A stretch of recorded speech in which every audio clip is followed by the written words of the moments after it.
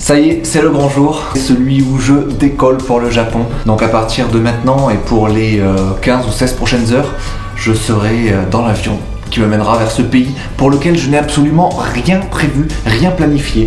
Je voulais y aller en mode faites que la magie de ce pays me surprenne au quotidien et m'amène son lot d'aventures tous les jours. Et un peu de la même manière qu'aux États-Unis, le dernier voyage d'il y a 2 mois, je vais faire pas mal de vlogs que je sortirai soit en direct live depuis là-bas, soit un tout petit peu après mon retour en France. Je les sortirai sur une semaine, un par jour ou un tous les 2 jours, histoire de vous montrer un peu à quoi ressemblait ce voyage. Et je pense que comme je vais arriver à l'aéroport un peu en avance, le prochain plan avec cette caméra sera à l'aéroport.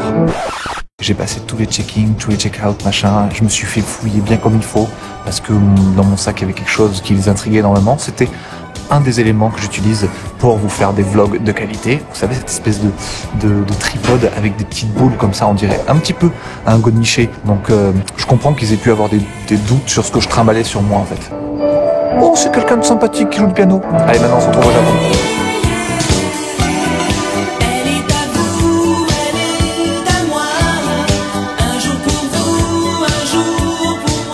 Bon, je viens d'arriver, ça y est, je suis au Japon.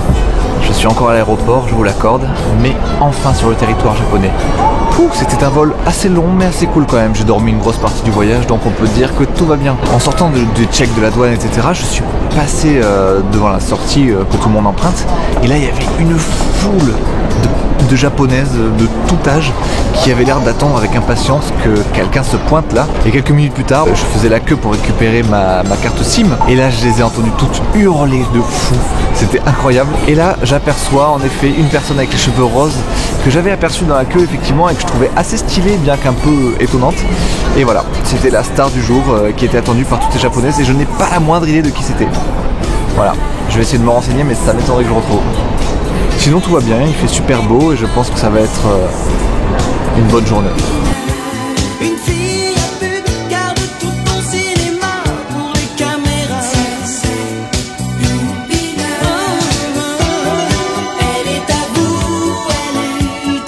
Trouver l'appart, nom de Dieu, que c'était long, mais maintenant que j'ai trouvé, je ressors pour aller dans la rue qui est juste à côté et il y a plein de trucs à bouffer, des trucs un peu junk food japonaises, un peu comme tous ces gens là qui font la queue ici.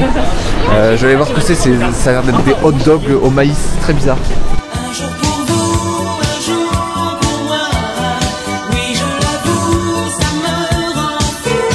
C'est ça là, c'est une espèce de hot dog au maïs là. J'ai vraiment pas compris ce que c'était, on va voir ça.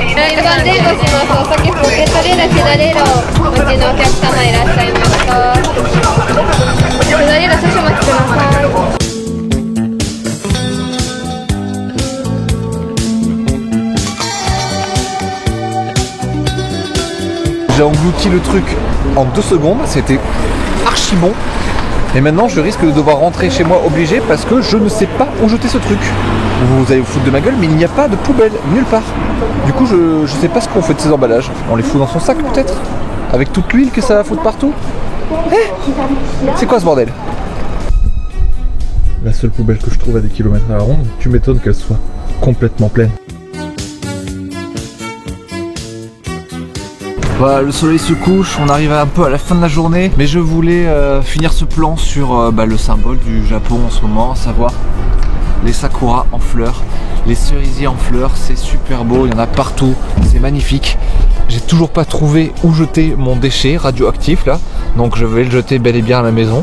Je ne comprends pas ce mystère, je vais me renseigner sur internet pour comprendre ce qui se passe. Mais voilà, très bonne ambiance, très bonne arrivée. Et là je vais retrouver mes 2 poteaux de source avec qui je partage le Airbnb. Le fameux Rémi et Stephen, les fameux.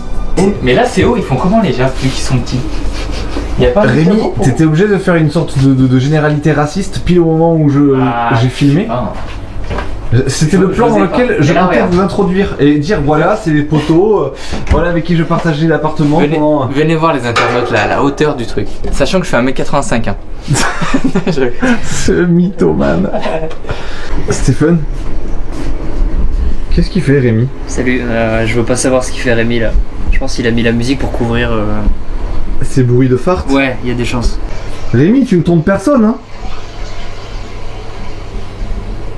T'as dit quoi? J'entendais rien. Tu ne trompes personne. On sait ce que tu fais, hein.